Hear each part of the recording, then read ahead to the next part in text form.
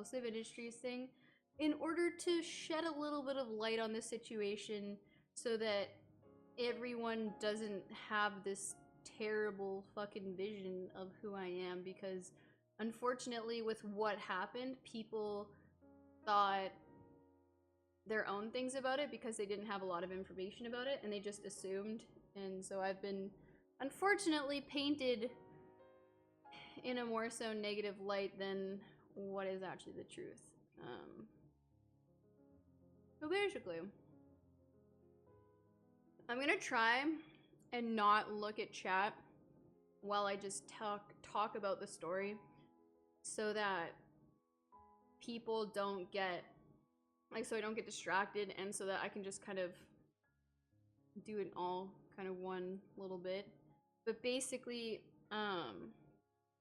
did Siv make it very clear that you weren't supposed to talk about it?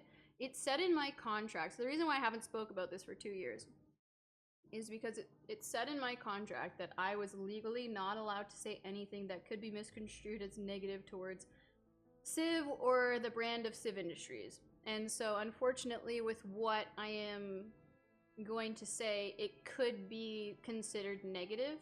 And so because of that, I've been legally barred from saying anything for 2 years. So basically what happened was, as most of you guys know, I was streaming while I was going to university, and after I finished university, I really tried to give it like that month to like really go hard in the paint and see if I could make it anywhere. I tripled my numbers within that month, and it actually got me big enough to be noticed, obviously, like you guys already know, by Siv. And so he contacted me, and I legitimately, like, I was pretty shocked that I was offered to go over there, considering I was just planning on keep streaming on my own, you know, like I didn't really know that anything like that existed where you could be part of like a group and do it full time. And so I was like, shit, man, that sounds like a sick opportunity. If I actually want to like pursue this, like I should really try and figure it out. So like I literally, my life, like when I got the call, like he brought mommy and I on a call and just like was like, yo, this is my plan, this is what we're planning on doing. And I was like, okay, sick, let's do this. So I literally had to like, my life got, hold on, this music is really fucking loud. My life kind of got turned upside down really quick. I had to leave my job, sell my car, give away all my furniture, give up the apartment I was living in less than a month to legitimately just like try and make this dream and opportunity come true. And I was like, wow, this is fucking amazing. Like, I'm so lucky to have this opportunity. I was valuing it so hard. And so I managed to actually get everything done that I needed to do and went over there. And about, like, it was great. Like, I was hanging out with them. Like, all three of us got along fantastically. And after the first month, Siv and I started to, I don't know who initially, I think it was, he might have initiated it, but either way, we started to like each other. We dated, okay?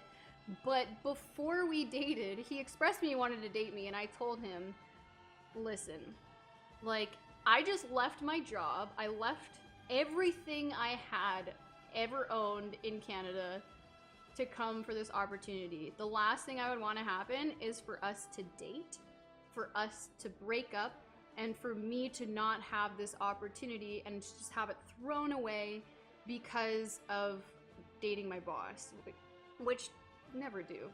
Like, I learned it the hard way. But anyway, so he reassured me, no, like the only way like I would ever make you leave or I would ever kick you out of Siv Industries is if you like cheated on me or something, like something that fucking bad. And I was like, all right, you know what, like I know the type of person that I am. I know I will never cheat on anyone ever in my life. It's not who I am. So I was like, cool, like, all right, fine. Like, you've convinced me that it's fine for us to date. So we dated for, I think it was six months leading up to the end. And unfortunately, Siv comes from, well, he had no real experience for relationships. So basically, he had one short-term, 1 month long distance relationship before. That was like literally the extent of his relationship experience. And his mom and his dad are like the best and the worst example for a relationship because they never fight. They never argue. They never have a disagreement ever. And so unfortunately with that, it convinced him in his mind that you should go into a relationship, and as soon as there's an argument or a disagreement, you should leave, because you don't want that in your relationship. And he's seen examples of his parents never fighting and never having arguments or anything, and so he was under that mindset. And unfortunately, like, I had decent amount of relationship experience before that, like prior to meeting him and dating him. And so I obviously know that, you know, like in relationships, you're gonna have disagreements, you're gonna have arguments, you're gonna have times where you guys aren't full 100% on the same page, and that's okay. That's how you grow in a relationship. You move past it, you grow above it, and you become stronger as a couple. And so unfortunately there was a time towards the end of our relationship where we had a disagreement. I'm not gonna go into like what exactly the disagreement was on, because I feel like that's just petty and stupid at this point.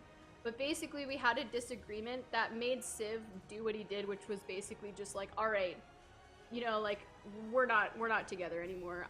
Relationships aren't supposed to have disagreements. We had this disagreement. Sorry, I'm breaking up with you. And so my life pretty much got turned upside down in the span of like 1 fucking hour. All of a sudden, I had to move back to Canada. I was forced to move back to Canada. I had no decision in anything. Basically, I was like, can I still live in Eindhoven and get an apartment? No. Can I live somewhere else? No. Like, you have to go back to Canada. There's no options. And so I was like, well, fuck.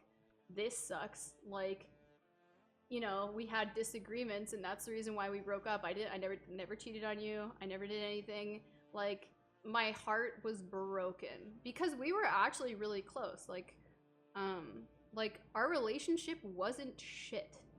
Our relationship wasn't the worst relationship I've ever been in by any means. We just had a disagreement. And so I was really, really shocked and hurt and sad that, you know, it was over that reason why we weren't going to be together. And I was like, you know what, I had to accept it.